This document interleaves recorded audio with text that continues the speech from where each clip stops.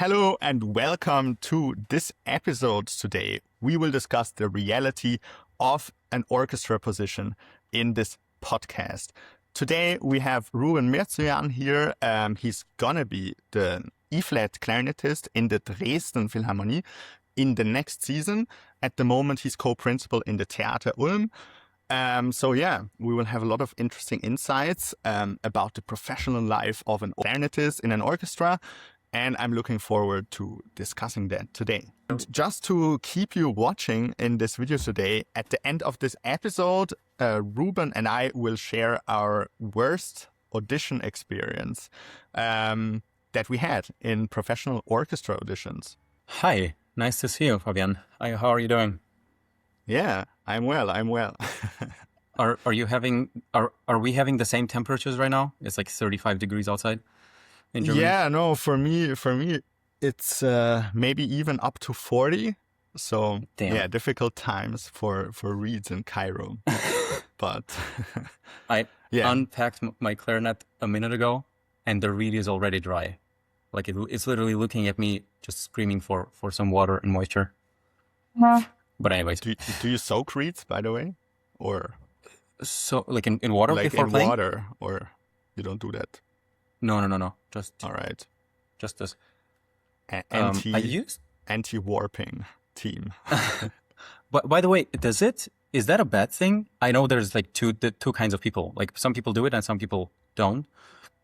Is that actually a bad thing for your reeds to soak them? It depends. Like I had a phase when I did that, but they often turned out good in the beginning. But then the more I put them into water and let them dry, put them into water and let them dry, they like the bottom of the reed like tends to warp. And then I didn't get really consistent reeds, but that's just me. So many people are actually quite good with soaking. So just not my thing. So let's start. Our topic for today is like reality of an orchestra position.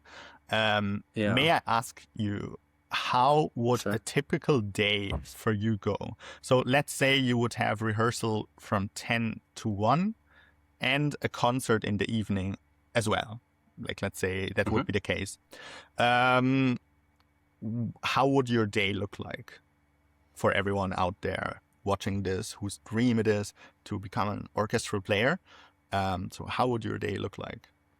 Sure. I mean, do I just talk about general things or my specific experience? Do you want some? Yeah. Like if you had a rehearsal from 10 to 1 and if you had a concert at whatever, 7:30 in the evening, PM. Yeah. What would your day look like from waking up to going back to bed? I see. What I meant by my question is that there's some things that are specifically important to myself, which are not necessarily that important to some other people. One of them is to be as close as work as possible. So for example, now I live 2 minutes away from the theater, and that's extremely important because I know that there's no commute. Whenever I wake up and I just do small breakfast, and usually I don't really breakfast, I can leave home and be in the theater right away, and I can start warming up and getting ready for the rehearsal. Some people like this commute, so it's kind of their decompression on the way home after the show, or they're kind of like they're getting into the work mode while they're on the way. I really like to narrow that space as much as possible. So. Do you also sometimes wake up with the feeling that you don't really know if you can play the clarinet anymore? Because yesterday it was fine, but now today maybe you lost every skill. Do you know that feeling? Yeah, for sure. I mean, it's getting less and less over time, but I think I had that my whole life, more or less. Not when I was young. When I was young, I was very confident. Always.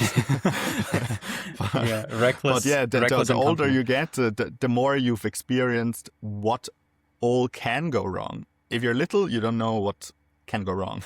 So you're not afraid of that.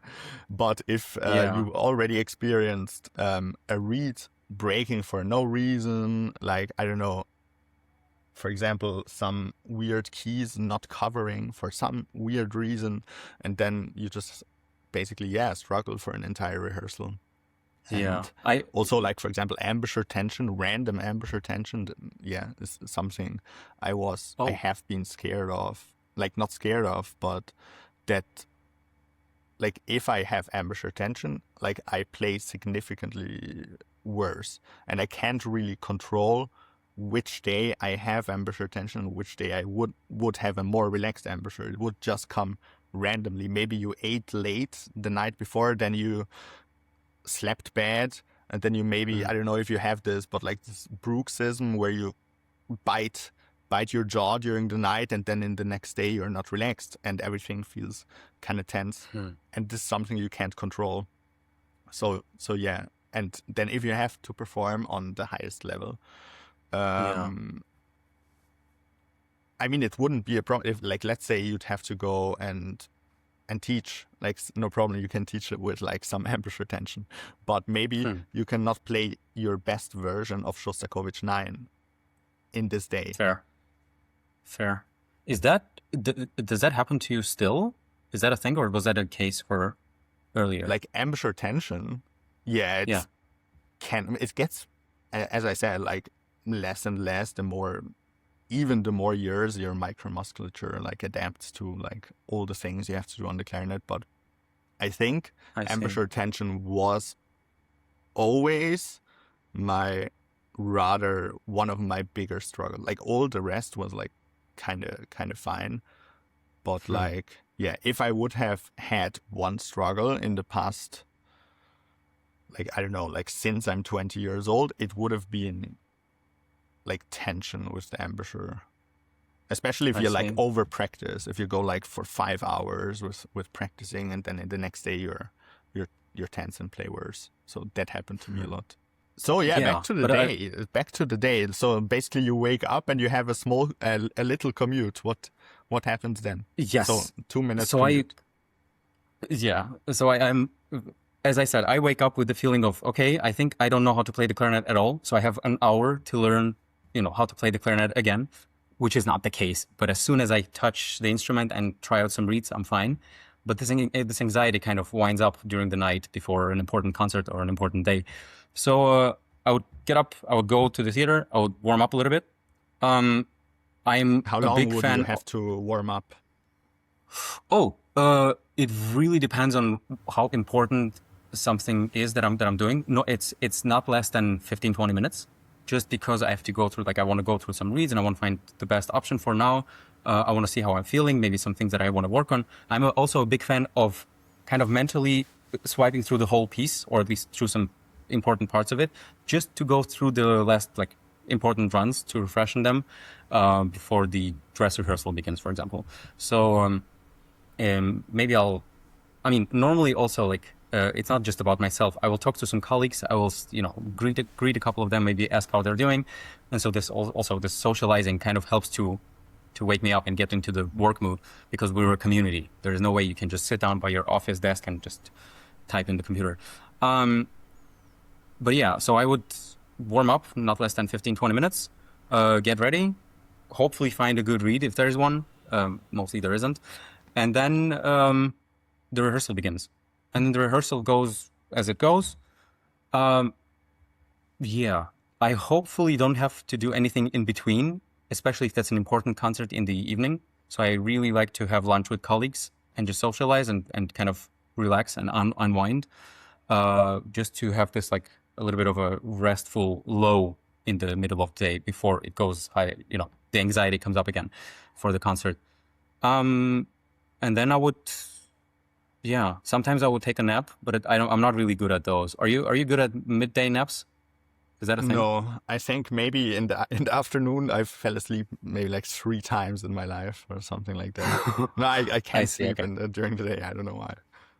Okay, I feel you. I'm also not really good at this, but sometimes even just like laying on the bed can help to kind of relax. If I feel like I'm still not ready, I would go back or maybe practice at home a couple of things. But then I guess the most anxiety-inducing part for me begins, which is dressing up, especially if it's like a frock. So I will have to, like, So you put everything on and you look all pretty and stuff. But at the same time, I get this, the tension starts rising.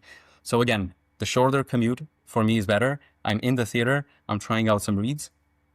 Yeah, and then I would just go into the concert and hope for the best.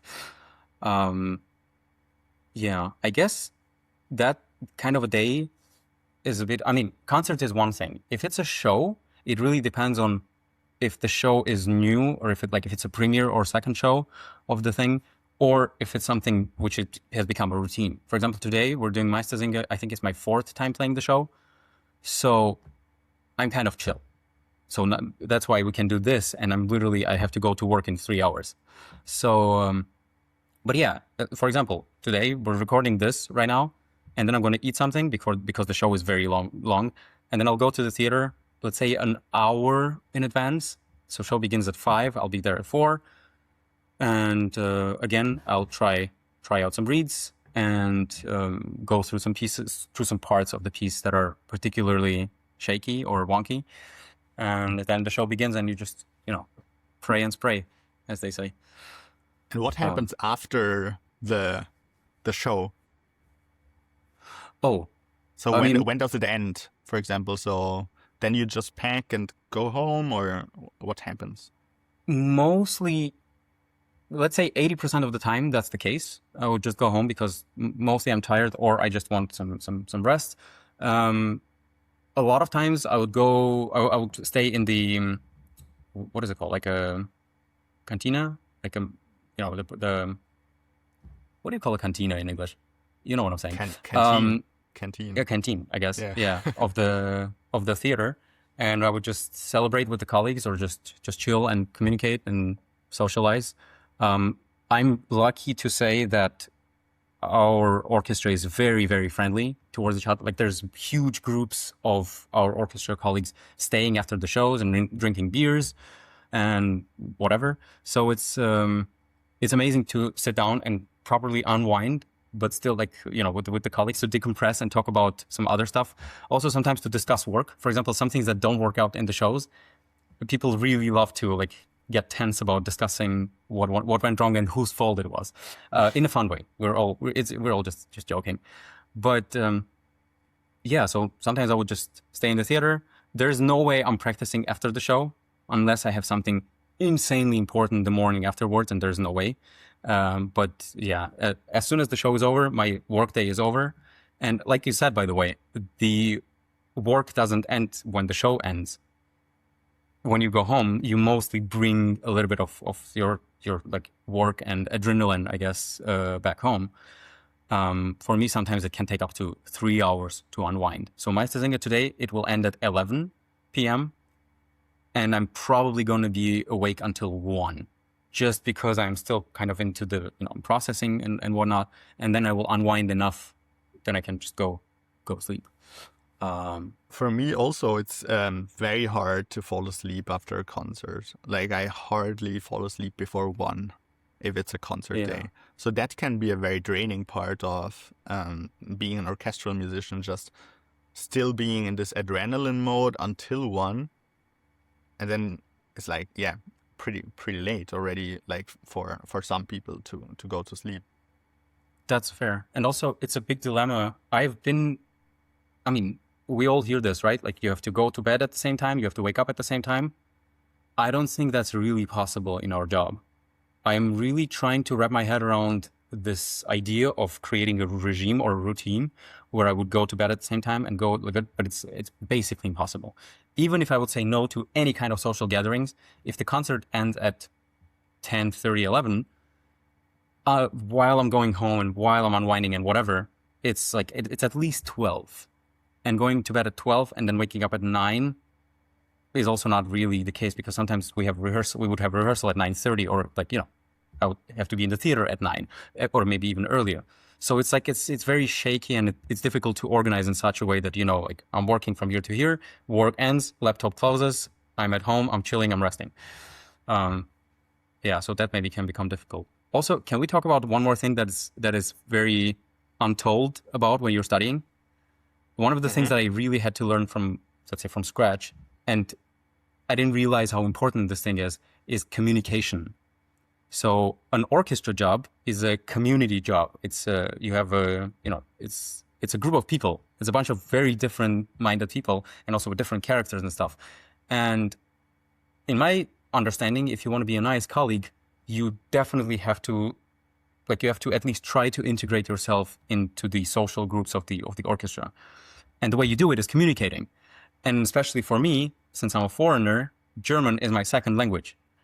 So it's like you have to do it in a foreign language, which makes it even more complicated. And there is not just, you can't just come to rehearsals and it's like, hi, and just do your thing. Sometimes you have to talk to people about how they want to phrase something or how they want to articulate a specific thing or whatever, like musicality. Sometimes people will ask you, what do you think of the conductor or what do you think of the piece? And that's their way of kind of, socializing with you. So you have to be good on that front. And also on the more practical things that you never learn during the studies, when you're sitting at auditions from the other side and you're choosing a new colleague, like we did, for example, last week with a horn player, sometimes people will ask you, what do you think about this player? And what do you think about that? And you have to be concise and precise with your thoughts and say, hey, by the way, I think this can be problematic in the future work because this guy is like, I'm seeing some signs of playing out of tune and not really hearing that he's playing out of tune or whatever. So you have to also know how to deliver that kind of professional info. Maybe it's very clear in your head, but sometimes you say something and the colleagues are, what are you talking about? What is it? We just like this guy. Let's just take him. And yeah. And what is it like, for example, as an E-flat player, for example, because you mentioned fitting into an orchestra, so to socialize a lot and to, basically to fit in. So how is it with the clarinet section itself? So you have in a clarinet section a principal clarinetist, which you are right now as a co-principal. You have a second clarinet, you have an E-flat, like the one that you will start in Dresden, and a bass clarinetist. So how would you integrate yourself into a section, and what do you think are like characteristics of each of those players? I am really excited to find that out. I think it's going to be a journey during my trial year now, just because it's a new position. I think also what I already realized from those two trial projects that I've had is that solo E-flat requires really confident, fearless, reckless E-flat playing. But at the same time, since I'm going to be the second as well, and I have a lot of experience to be a second clarinetist, I also have to be very flexible and just go with the solo clarinetist. Also, I'm going to have two colleagues that are solo clarinetists.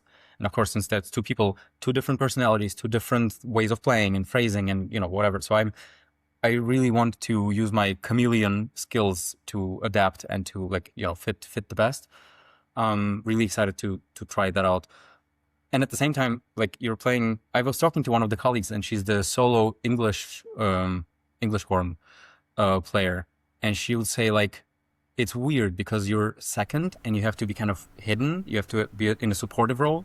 And at the same time, you pull out this special instrument and you just have to power through and do the most amount of, I don't know, you have to deliver a lot. And also we all know that E-flat clarinet has been social distancing for the last, 150 years or something.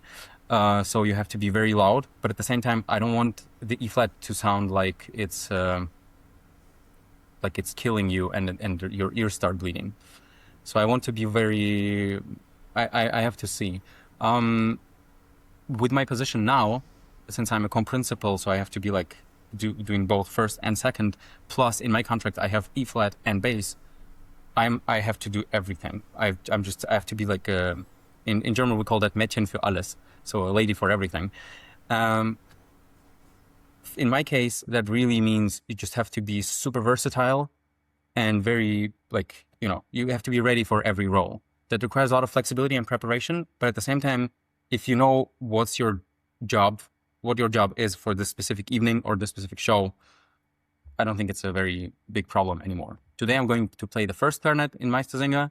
And I just know that, okay, I'm going to lead a little bit and I'm going to also try to fit in with the other solo winds. So the bassoon sitting next to me or the oboe and flute in front of me. And And if that works well from the intonation perspective and from what we learned and played already a couple of shows, then my job is done and I'm a happy camper.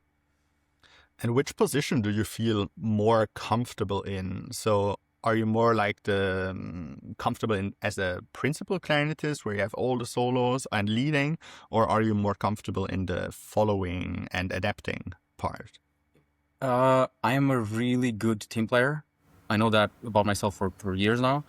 At the same time, with more and more experience on the first clarinet on solos, I became a very big fan of that mode, of that mindset that you're leading and you get to play the beautiful parts and by yourself. And yeah, so it's a cool thing. For the longest time, I didn't have the confidence to power through with the solos. I really had to work on my sound and projection, and so people will be like.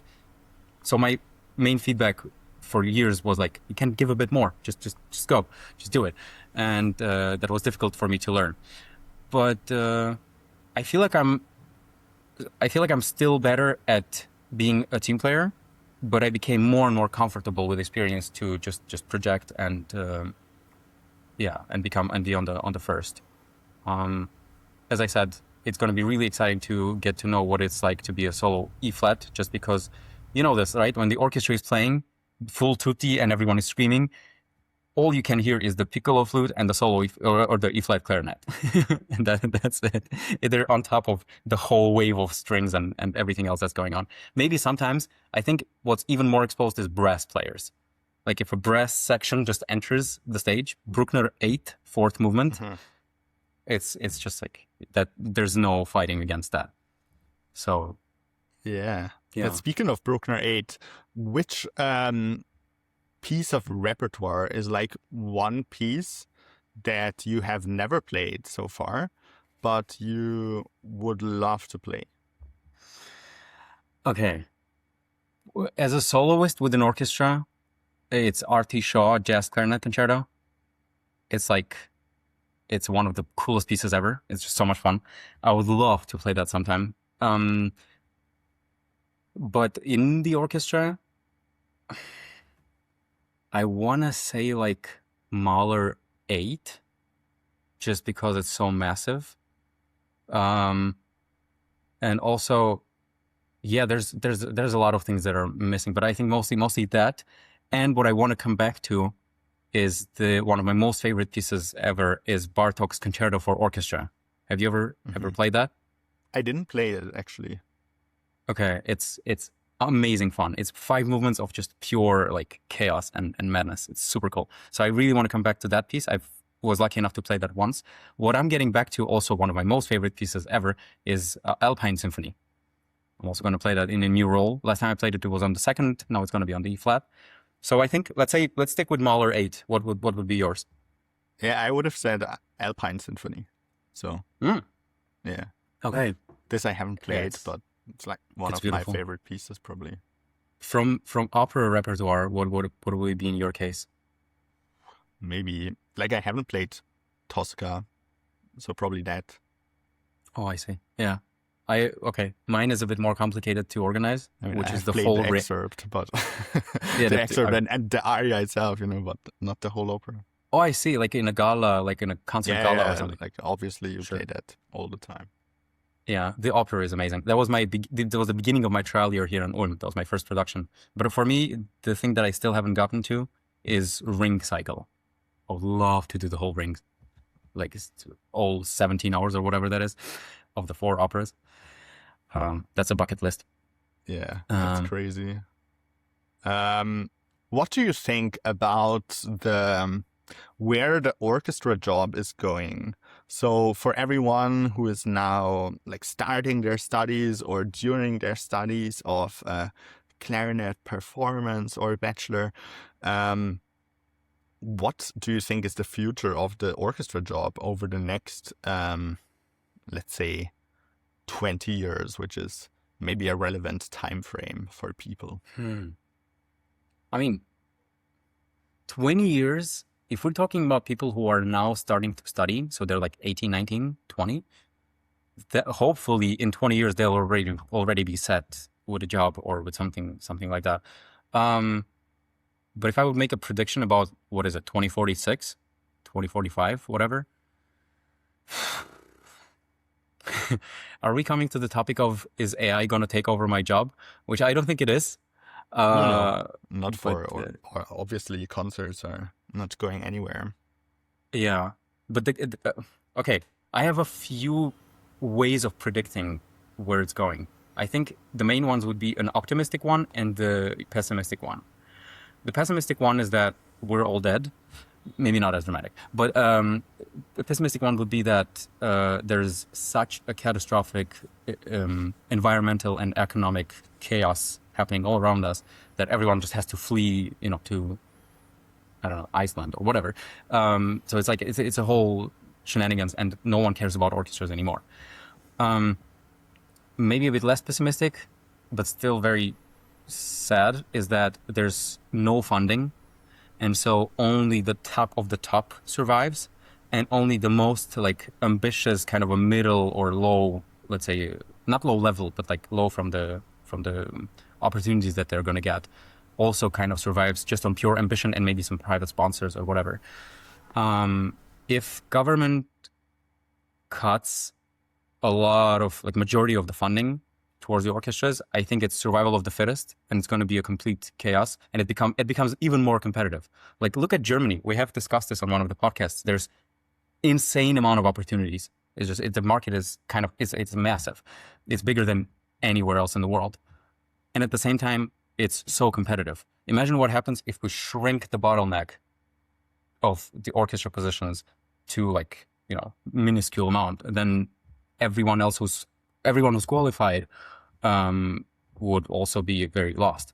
So where I think it can go is that economic situation becomes very difficult to finance that kind of a market. And then people will have to divert their skills, let's say. And I don't even know if teaching would be a reasonable escape. Because if people start realizing that there is no way to provide for a living as a musician, then maybe not a lot of people will also try to become ones. So maybe you will have to you will find a musician who's also a psychologist on the side, or maybe someone who's creating content for social media or does whatever. So maybe we'll see some orchestral closures and stuff like that, maybe some, shaky economic situations. The optimistic scenario on the other side would be that we kind of find this new balance of new formats, maybe, and people's attention will still be guided towards orchestras and live experience. Because with the rise of AI, I definitely notice a lot of people being like, "Oh, I'm not really interested in this. I'm not interested in content that AI can provide me. Like, I want human interactions, and we're social creatures. We're really dependent on this like communication and socializing. So hopefully, it will develop into a new way and morph itself into something different, where people are still really attracted towards going to concerts and enjoying the show. By the way, I don't know if that's the case where you work, but I've seen so many times and I've heard people being like, "Oh, I don't go to the theaters." And I'm like, "Why is that?" And they say, "Just because I don't know what to put on, how to dress." For a lot of people who are not really familiar with this space, they don't even think about going to a concert because they think they're underdressed. And I had to explain to a few people in my lifetime to be like, "Hey guys, it's chill. You can do this and just go to a concert and you'll be fine. There's people wearing tuxedos and it's their thing, but you can do whatever." So for people listening, if you're for some reason kind of, a bit confused about if you should go to a concert or a show, put on whatever and you'll be fine. That's a more common reason for people not to enjoy classical music than I think we realize. I hope we will still have an amazing developing, not just stagnating and not just, downgrading, but developing market of unbelievable, competitive, super cool musicians and singers and everything else that's connected to our world. But it's difficult. It's shaky. What do you think? 20 years? Yeah, you know what? I believe that orchestras should become less dependent, because right now they are like more or less codependent babies of the government, but they have an audience. that has money, but they are not monetizing that audience, and they are not economical. So they are providing a really, really cool thing, but they say, oh, we cannot make enough money to survive with it. But what about if you became creative about monetizing the people that are interested in the really cool thing that you do, which they aren't doing yet? So I mean, where is the streaming service of, I don't know, like not Berlin Philharmonic? They have it, but the other orchestras don't have it. They don't have digital concert hall. They didn't create it for some reason. They say the government doesn't want to give us money. But also they don't do anything to monetize their audience that does not want to wear a tuxedo to go to the concert this night, but still wants to watch it. Then they say, we have it for free on YouTube. Okay, then that's that. I mean, it's like you can become creative with monetization, and the only creativity they got is concert tickets. I think it's a little bit the orchestra's fault as well.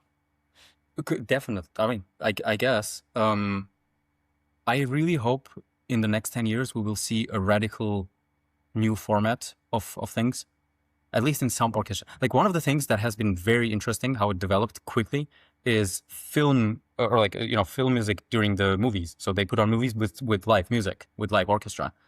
I think that became very popular, and the growth popularity even still. So maybe that's the direction it can go into. One of the new things I'm going to be doing in Dresden, which is a very cool format, is like a shortened concert. So what you do is people just come out to a concert, and it's only 50 minutes long. So it's like you play one symphony and you're done. And it's not just in a dry setting, like you come out and the orchestra comes out and plays, and then you clap and go home. But there is a moderator, so that some parts of the symphony will be explained. It'll be a bit more interactive and a bit more fun. And if one of my projects where I was trialed in Dresden was that kind of a format. It was a Kurzkonzert or a short concert where we just played some parts of the Romeo and Juliet ballet.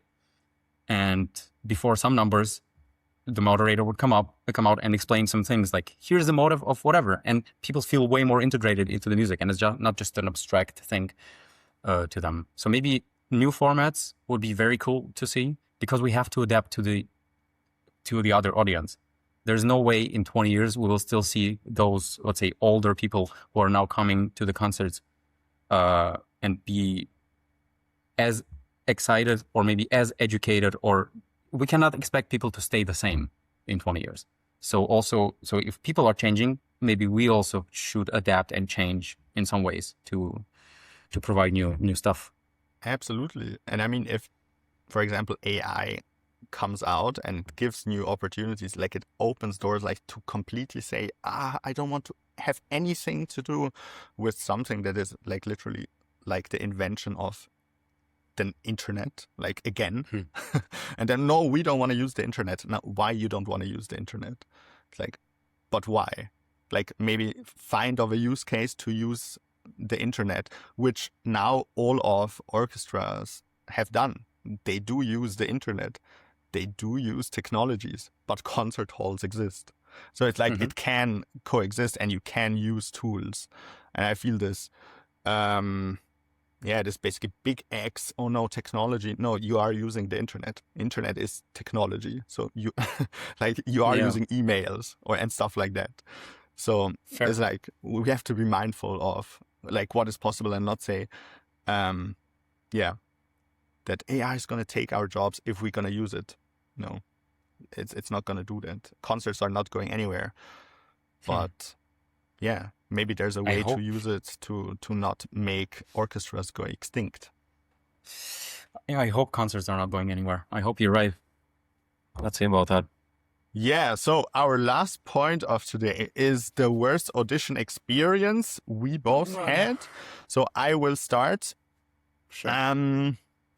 My worst audition experience was one of my first auditions that I actually had. Was super nervous. This was for the Junge Deutsche Philharmonie in the beautiful, beautiful Frankfurt. I'm just kidding. It's not that beautiful. But yeah. So People who I, know, people who know get exactly what you're saying, and people who don't can just imagine whatever they want to themselves. But Frankfurt is a specific place, yeah. It's yeah, very so special. I went to that audition. I was very nervous. And this was one of my first auditions. And what I didn't learn there yet is that it's maybe helpful to pack a snack. So I didn't pack a snack, and I also didn't eat breakfast. But it was such a stressful situation. It was like 50 people, and you have this number somewhere in the middle. So I didn't dare. I had like maybe number 23, something like that. So I didn't dare to go away from the place before my number came, and I also didn't dare to go away afterwards because I thought I'd missed the drawing, the basically results and stuff like that. And then it turned out to be like 1 p.m. already, or 1:30 p.m. So I was there since the morning, 9 a.m. until 1:30 p.m. I haven't eaten anything yet. And then I actually passed into the second round with 6 other players, and actually together with Irene, who you're playing with in Oh, cool. Theater Ulm. It was the same audition. And then it just was like, I don't know, until 5:30 in the evening, where I haven't eaten anything. And then, basically the Vapiano afterwards at 6 was my first thing I ate in a very important day like this. So yeah, one tip to everyone: just pack something little to eat, even if it's very little, but have something with you. Wait, but did you get it? Like, did you get in? No, I didn't get this one because Damn it. Okay. I couldn't play Mendelssohn's Scherzo yet. Okay. You know these auditions where you literally can't play an excerpt yet, but you still go to the audition. So yeah, that was one of those auditions. Yeah. I could play Mozart, that's why I passed this, and I couldn't play Scherzo yet. Oh my God. Nowadays I can. I have learned double time. Yeah. All right. So now Ruben's turn. For a second, I thought your worst audition experience would be something that you still won, which would tell a lot about how good you are as a clarinet player. But if you didn't win, maybe that didn't win. Still, that point can't be made. Yeah. Well, fair. I guess my worst one in the sense that it was such a waste of time and it was so embarrassing is Academy at WDR, so WDR in Köln. I was still studying in Rostock in my bachelor's. It was like January or something. So I left home very early. They start their auditions very late. I remember it started at 4:30. So I thought, okay, cool. I'm a poor student. I don't have any money for hotels and stuff. So I'll just go on that day to Köln, which is like 6-7 hours away. And I made it there. Let's say I departed at like 8 a.m. So I woke up, God knows when. I departed and then I made it to Köln, and it's beautiful. And the Kölner Dome is like looking at you, and it's amazing. And WDR studio is not located very far from the station, so it's cool. And then it was, I remember, I think it was at least 28 of us, if not even like 30, whatever. And it was number something. And I was so nervous for some reason that when I came out to the audition, like, first of all, the hall where we were playing, it's not even some rehearsal studio or something. It was a very small, narrow room with kind of high ceilings, but still like kind of small. And for some reason, the whole clarinet group was sitting 1 meter away, not even like at the end of the room, but like just right in front of me. So they had this huge table with their sheets of paper on it, and then like with pencils, and just waiting for me to what it felt like they were waiting for me to fail. They weren't, but it was still such a mess. I played not even the whole exposition. I think they stopped me after the like so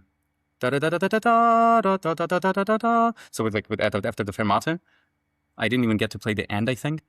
And it was like I remember them looking at each other, being like, let's showing stop. this. Yeah. It's like, let's stop this suffering. Yeah. Let's act as if he doesn't see us. Yeah, but it's like right in front of me. Yeah. And I remember the faces being like, what are you doing here? Why are we, like, what is going on? It wasn't that bad, but it was just, yeah, it was a whole chaos. And I was so nervous. And so I played like for 1.5 minutes and they were like, okay, thank you. And I realized right away that I'm like, not even that I didn't pass, but there's no reason for me to wait for feedback. There's nothing, there's no way it's going to be something positive. And so I just took the train and I made it home at like 2 a.m. or whatever. Like it was very late. And that was my day. And it was just, it felt like a waste of time and money. And it was so weird. That was one thing. And if I may share like another one is when I was playing, during my academy, one of the positions in Schwerin, northern Germany, got free. And it was a position for also the co-principal with the E flat. So what they did is they started with the E flat. And it was kind of a big round. It was like 10 minutes of playing with an orchestral excerpt also after the Malta concerto. And so I played, and it was not too many of us, but I remember I was so exhausted after the first round. Then when they announced that Mozart is happening in the second round, first movement, exposition, second movement until the reprise, until the repetition, it was, it's like, let's say 5 to 6 minutes in total. And then the Tosca orchestral excerpt, the solo was happening afterwards everything in the second round. And while I was playing the exposition, my embouchure completely gave out. Like I was out and I was dead. And so I played, I kind of survived until the end of the movement with like shaky lips and this air coming out of all sides. And I played Tosca like very moderately, let's say, passable. And afterwards, the feedback was like, there's no way you cannot survive at least 2 rounds. Like we get if people are tired by the third one, but if you cannot survive at least 2, then it's a very clear sign that, for example, if it's going to be like a 4-hour-long show, we don't know if we can count on you. And I was like, I understand, but it's, so it was a very, very important big lesson to spare your strengths throughout the whole audition. You cannot give everything out on the first round and just die. So that was also a bit of an annoying day. But yeah. Yeah, totally get that. Totally get that. I thought you don't have embouchure problems. No, I'm just kidding. Yeah. No, it's can happen. Still, can happen. Yeah, definitely. We're all human. All right. Let's wrap that up. What an interesting episode. Was a pleasure to have Ruben on today. By the way, Ruben produced a course about the German clarinet on clarinetmasterclass.com. If you'd like to check that out, the link is down in the description below. And you can get access to that. It's like 11 modules about how to learn the German clarinet. And basically from the top A to Z, what's important about the German clarinet. If you would like this, if you would like to learn about that, check that out for sure. Link is down in the description. Awesome. Great to have you on, Ruben. Thank you so much. Thank you, man. I'll see you soon. And next time we talk, it can be, I might have a different surrounding because I'll already be in Dresden. So see you then. That will be awesome. All right. Bye, everyone.